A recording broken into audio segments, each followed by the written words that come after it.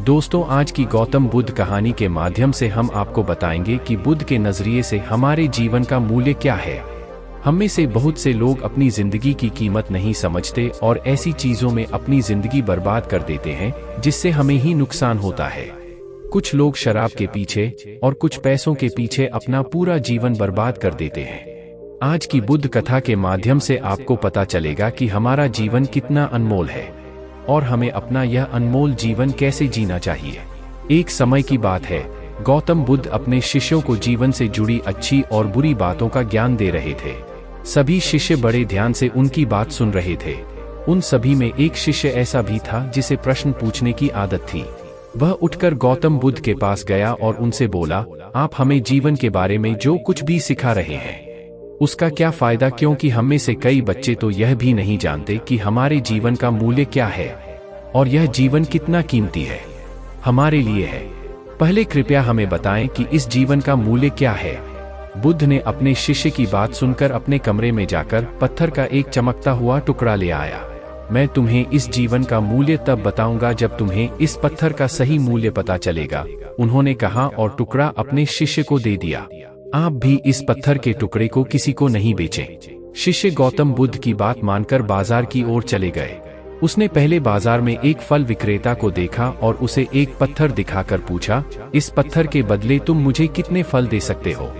फल विक्रेता ने कहा, यह पत्थर कोई खास नहीं है, लेकिन फिर भी मैं तुम्हें इसके बदले में 10 केले दे सकता हूँ। वह शिष्य उस पत्थर को लेकर आगे बढ़ गया।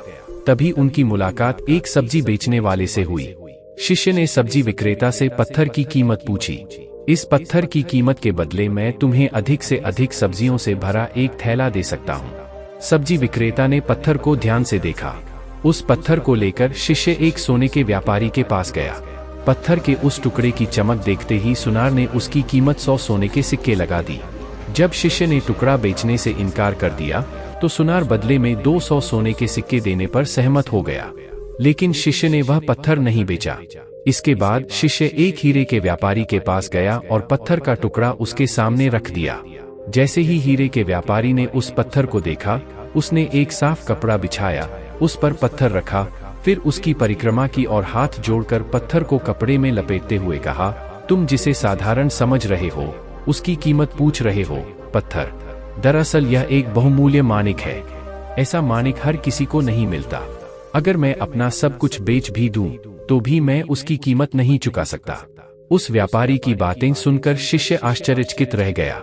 वह भागता हुआ सीधा बुद्ध के पास आया और बाजार में जो कुछ भी हुआ उसे बताया। उसकी आश्चर्यचकित बातें सुनकर गौतम बुद्ध बोले, तुम्हारे प्रश्न का उत्तर इस माणिक के मूल्य में ही छिपा है। हमारा जीवन भी एक माणिक है। माणिक की तरह यह भी अनमोल है, लेकिन हम इस बात को हमेशा नजरअंदाज कर देते हैं और अपने जीवन की कीमत नहीं समझते हैं। हम दूसरों को देखकर और उनके जैसा जीने की कोशिश करके अपने जीवन का मूल्य कम कर देते हैं। हम सोचते हैं कि हमारे जीवन का मूल्य वही है जो दूसरे हमें बताते हैं, लेकिन हमेशा याद रखें कि दूसरा व्यक्ति आपको अपनी स्थिति, बुद्धि और समझ के अनुसार महत्व देता है। जीवन केवल एक बार मिलता है, इसलिए इसे बर्बाद मत करो।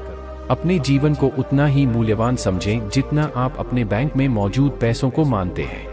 आज के समय में लोग प्यार, पैसा और दिखावा जैसी चीजों को अपनी जान से भी ज्यादा कीमती मानते हैं। लोग प्यार की वजह से आत्महत्या कर लेते हैं।